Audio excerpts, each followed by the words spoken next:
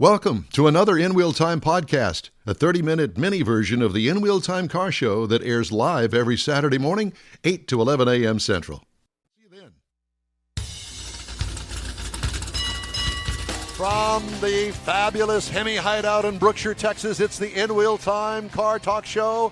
And coming up, we got another guest from the Hideout, along with folks from car clubs attending today's cruise in. Conrad will have the In Wheel Time car clinic. And we'll have this week's Auto News. Howdy, along with Mike out of this world Mars, King Conrad DeLong, we need more Jeff Zekin, the fabulous David Ainsley. I'm Don Armstrong. Thank you so much for joining us on our weekly broadcast. This is an hour over than we normally do. Do we get overtime pay? We do. Absolutely. Right, awesome. We got overtime pay for this, yeah. Triple time. Because normally the show is on the air from 8 a.m. until 11 a.m.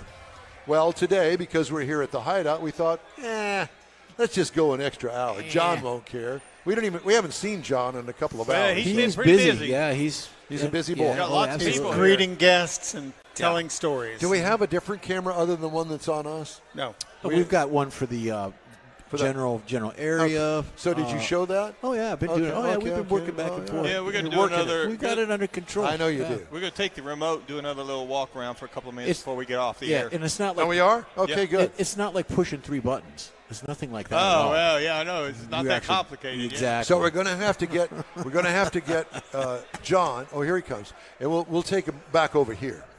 Because I want to show him that back room back there, and I think there's a more direct. I think that's where the dinosaur stuff is. Yes, the dinosaur stuff. But don't go too deep because we'll lose signal. Okay, thank you for that. Appreciate it. All right, Mr. Mars, who's our guest? Never been told that before. Joining us now Yes. with the Vintage Thunderbirds of Houston is Mr. D. Temple, and they've got quite a group out here. How are you, sir? I'm doing fine.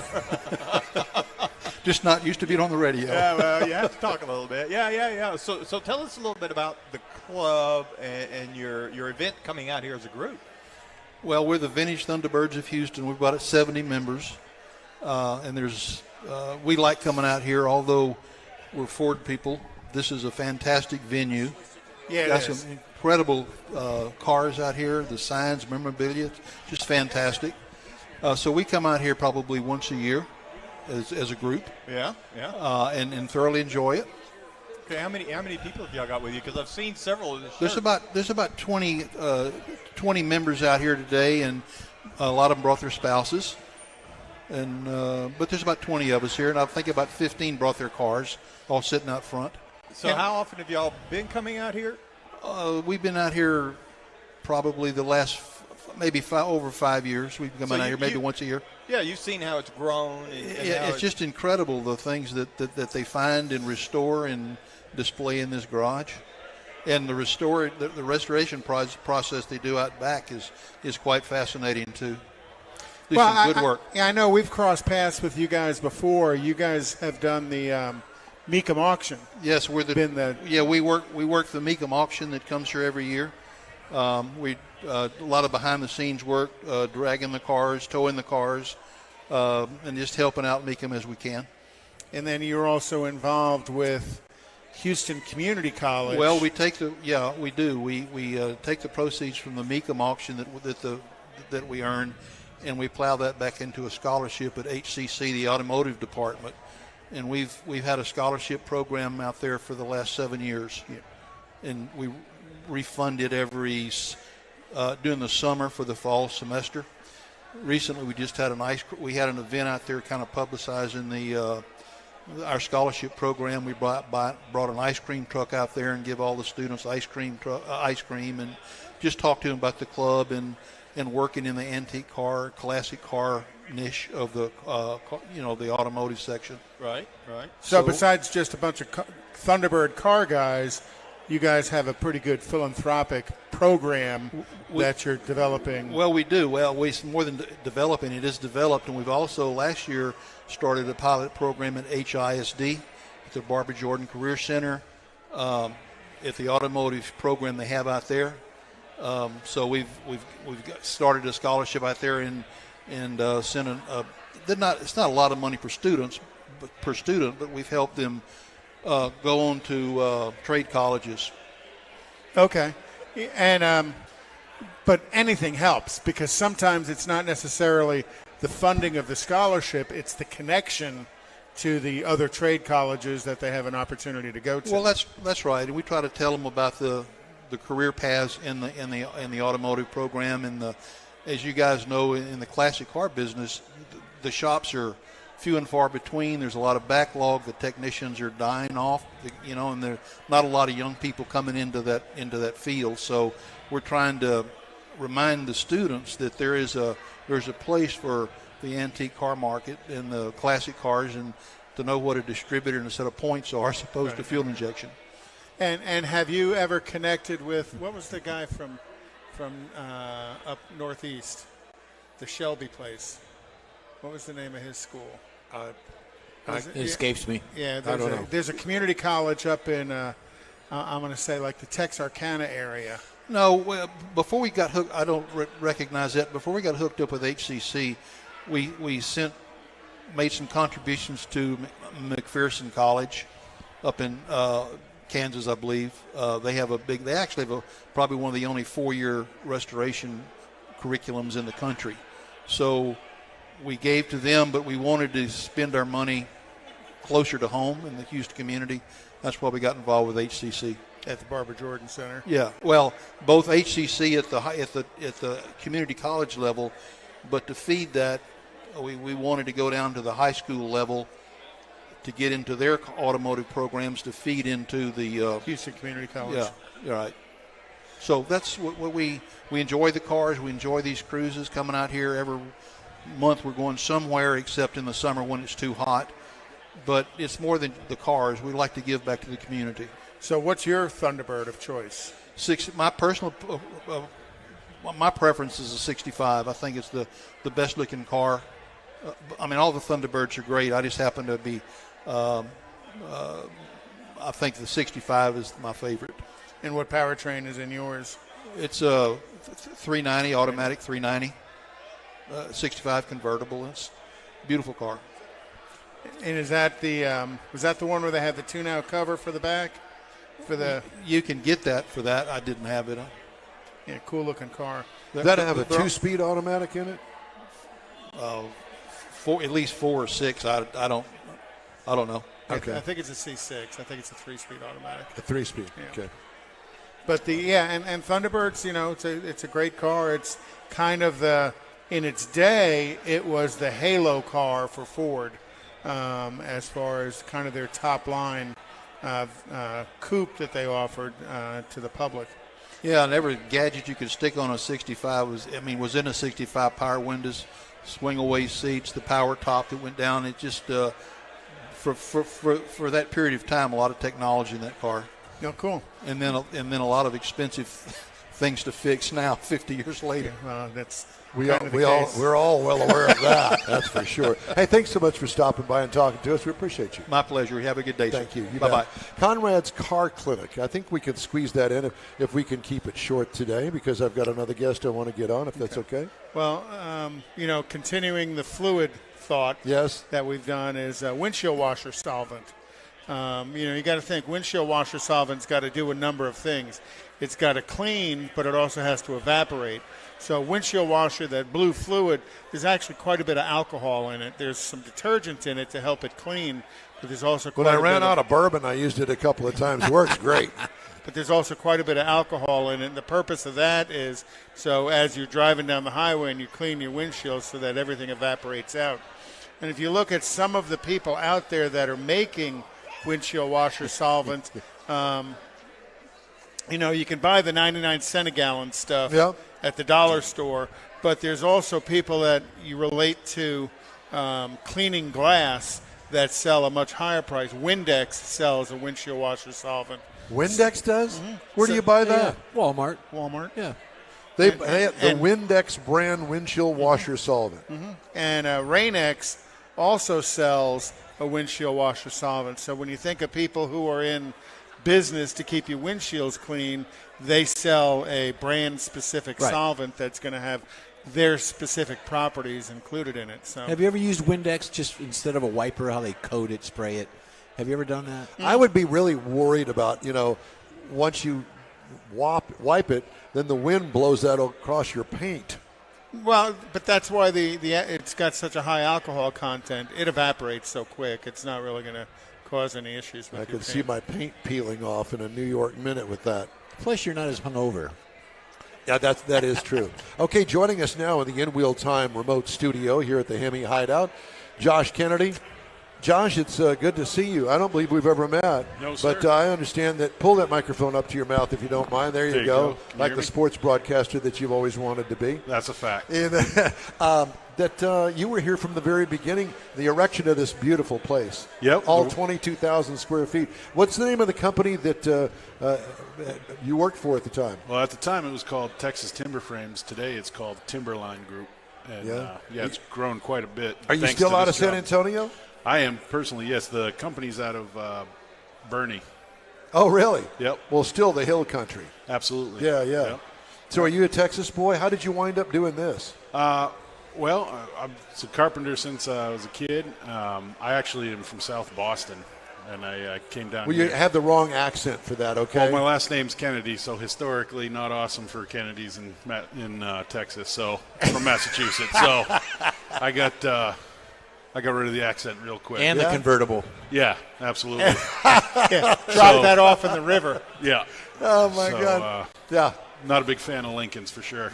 Yeah. But, yeah, so I came here via the service. I was in the Air Force for 8 years, and Texas Timber Frames was my first job. Actually, I interviewed for it 6 months before I got out. And the co-owner at the time was a former Air Force pilot. And so, I came working for them as a fabricator and installer. So from a carpenter's perspective, let me think.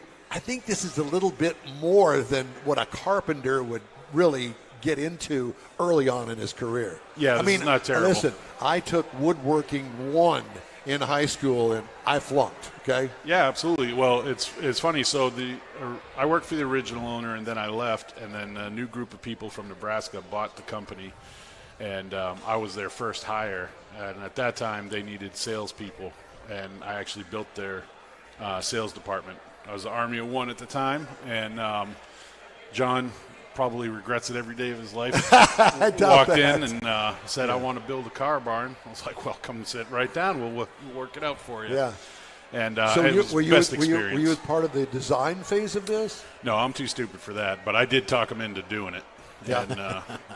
But, I mean, you have to know quite a bit about this to be able to say, okay, well, we can do this, and this is how much it's going to cost. How much board feet is necessary. Oh, yeah, absolutely. He had a very basic design at first, and then you expanded on it. Well, we all did it. Michael Ratliff was the lead designer at the time, and still good friends with John. And John would come, and Bill Seitz, who's here, was instrumental in all this design. But one of the key features, like this arch that you see here, John came in and said, "Hey, I just bought a Porky Pig out of Missouri that was on a car dealership. We need to alter to the design because I need a place to put that." So that was the motivator. So in other words, part of the building was designed to specifically accommodate that sign. Yeah. Yep. Specifically, he's like, "It's coming, and you need to make a place in the barn for that." When you stand in the midst of this and you look at the size of some of these, I'll call them timbers. I don't know what the correct phrase timbers is for them. Where do you find that wood? Well, it comes out of the Northwest. That's actually Douglas fir, so this is all built out of basically Christmas trees that are all grown up. But huge Christmas trees. Yep. I'll give you some stats that I still remember. There's 147,000 board feet of timber just in the main structure right here. That's not including the outsides, which were added.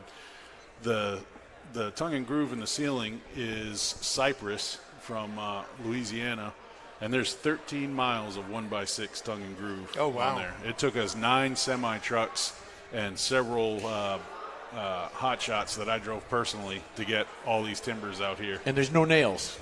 No nails. It's all mortise and tenon, like the old style, like from Germany. And dowels. And dowels, yep. Wooden dowels. Yep, absolutely. And, it's actually today, 12 years ago today, I'll show you on my phone, we we stood up the first section of this facility. It came on my Facebook as a memory just this morning, but there it is. Oh, wow. And what am I looking at there? Right there, that first part? section. Yep. And so we lay it on the ground, put it all together, and we fly it up. Now, what you don't see in this picture is John and all his friends were sitting right there with barbecue. Yep. And drinks and lawn chairs. Sounds about right. Right? And we're going to watch this whole thing go up. I told the crew chief, I walked over to him and I said, now look, you got an audience. Don't screw this up. Because of the design, it's actually real weak in the middle there. There's no continuous piece that goes across. There's no keystone. We had to strong back it with an I-beam. Yeah. And so now it's standing up. It's as strong as can be. But to get it from flat to up there was a nerve-wracking situation. So I figured if we can get the first one up, we're going to be all right, fellas. Yeah. Right? Yeah. But, yeah, he decided to invite half of Brookshire to go watch us put it up. I was like, Bron, don't screw this up. Yeah, exactly. We'll be in big trouble. Yeah. So do you still work for the company? No, I left in 2017 and went out to be a builder and carpenter and try my hand different things, but it's still in contact. The owner of the company is a dear friend of mine. And do they still use this as absolutely. a selling tool or as a display tool for the quality of the work that they do? 100%. In fact, the company has expanded significantly since then. In fact, they just got done doing the Spurs practice facility in San Antonio, which is all a more modern design. It's real in right now. CLT panels and big glue lamps. You see a lot of structures. There's a couple in downtown Houston that they've done. They're really into that right now. You know, when I first came in here, clearly there wasn't near as many signs as there is now. I came in here, and you look at it from one end to the other, you think, well, this is a church cathedral. 100%. I told John, he said, look, you don't buy this. I'm taking the plans, and I'm traveling the country. I'm selling it to every Catholic church I can because it's actually a perfect cross, 100 by 200. And we used to call it the car cathedral, like in the office. Yeah. And, but, I mean, this could easily 100%. Have you sold this design to any churches? No.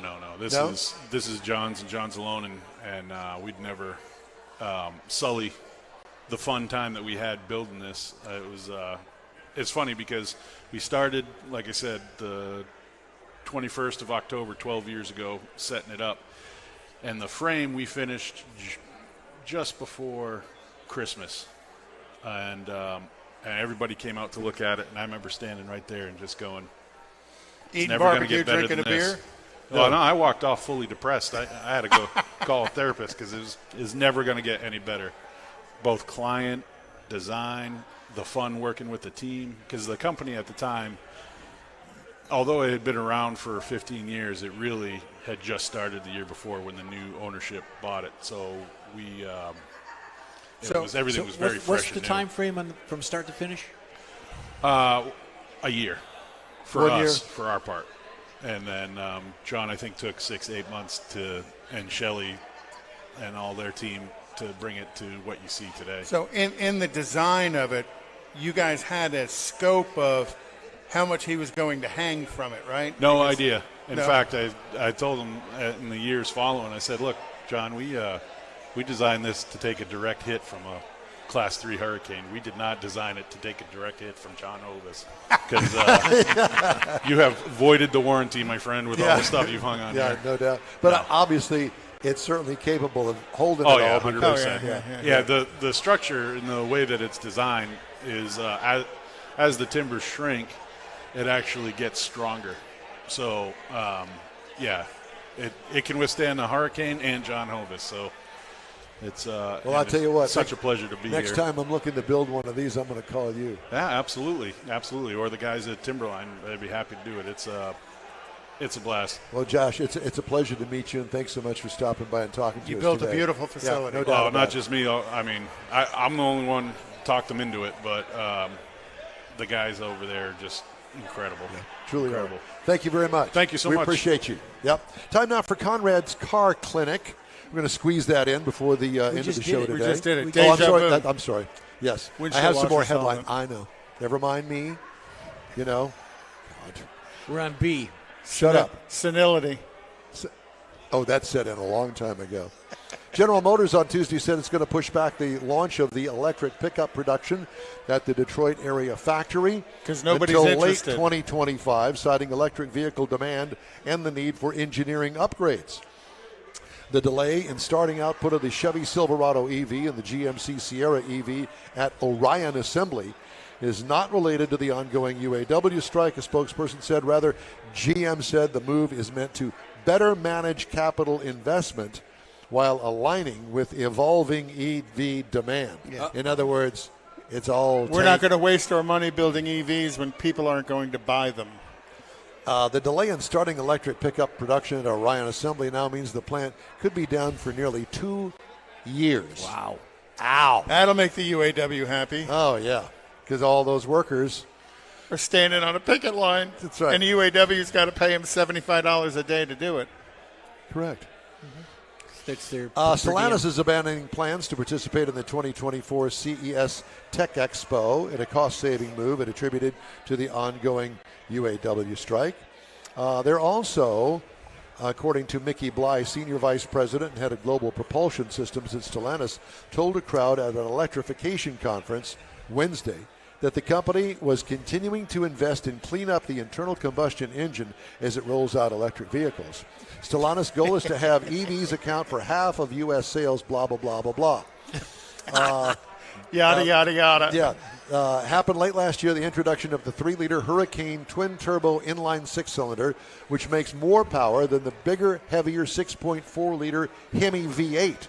A high-output version of the Hurricane makes 520 horsepower, 35 horsepower more than the Hemi V8. We have more power. We just haven't released it yet, said Bly. So, if you're a Stellantis, Dodge, whatever you are, Ram fan, there you go. The straight twin-turbo straight 6. It's going to be a torque beast. Monster. Yeah, going to put it in a Hornet. Well, there's a possibility. Only if they could time the transmission to work correctly. Call it Acapulco Gold. Acapulco Gold. Maui, smoke it right out of there. What, Mars? I said more horsepower will fix that. Yeah. Always. Tub it out, as Jeff says. Tub it out, baby. Detroit 3 laying off hundreds of additional workers in Michigan, Ohio, and Indiana as the ripple effect of UAW's ongoing strike continues. Now another 1,520 will be unemployed. Well, they'll not be on strike, but they're being laid off, which is different. And I didn't know that. There's a difference between being laid off and being on strike. Yeah. Yes. You get laid off, you don't get nothing. I got laid off. Yeah, you got fired. It was called involuntarily separated. Yeah. Do you still feel that way, involuntary separated? No, I think I've done fine since. He still has the anxiety, though. Yeah, well, we all do.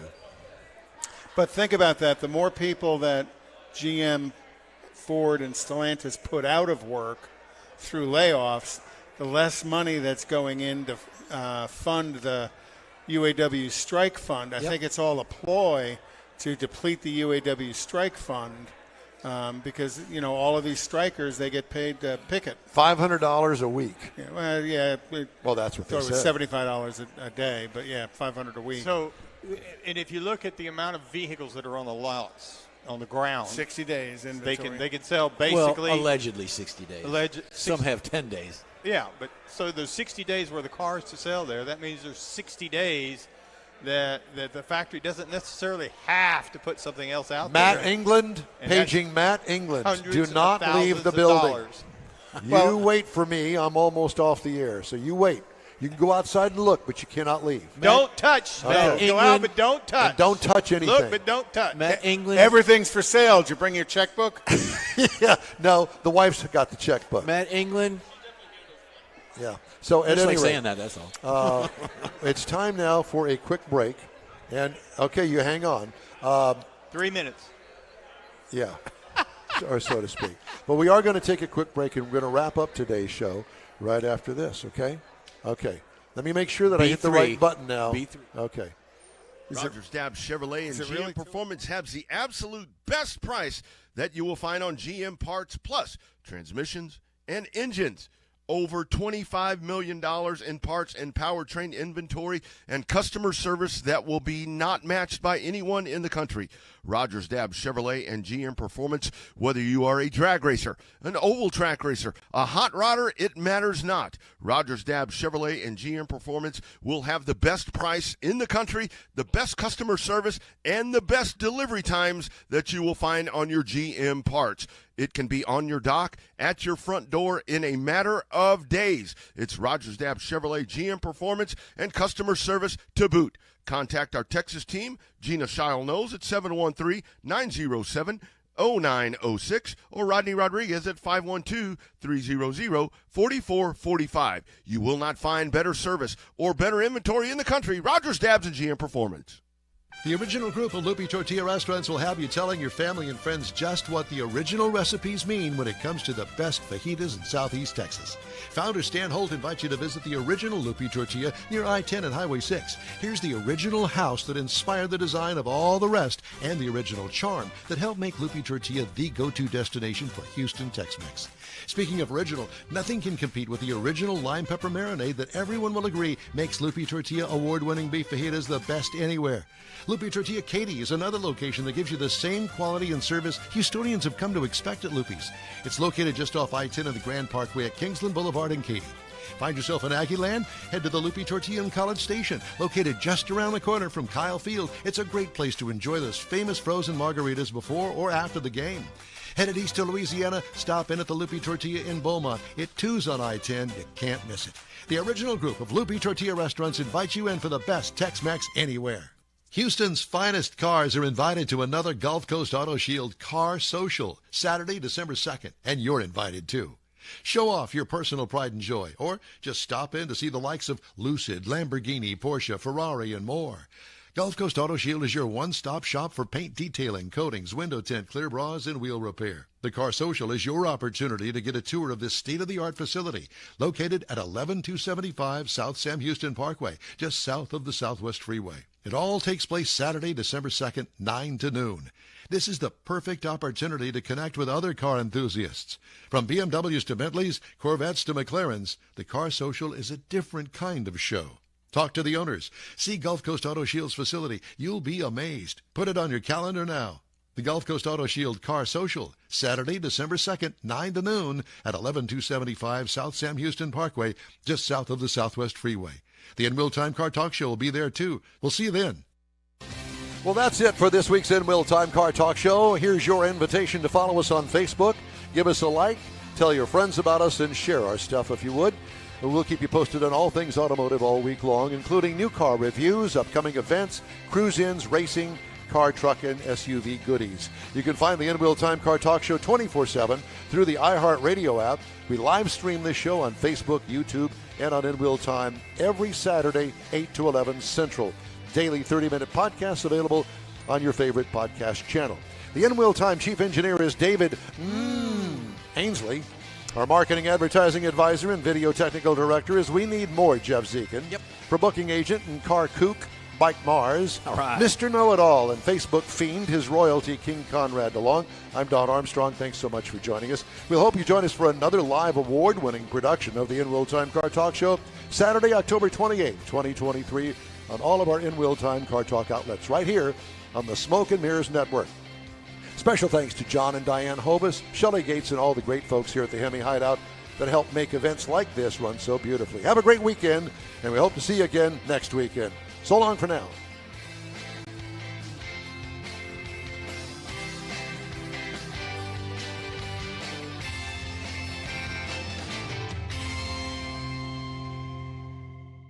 That's it for this podcast episode of the In Wheel Time Car Show. I'm Don Armstrong, inviting you to join us for our live show every Saturday morning, 8 to 11 a.m. Central on Facebook, YouTube, Twitch, and our InWheelTime.com website.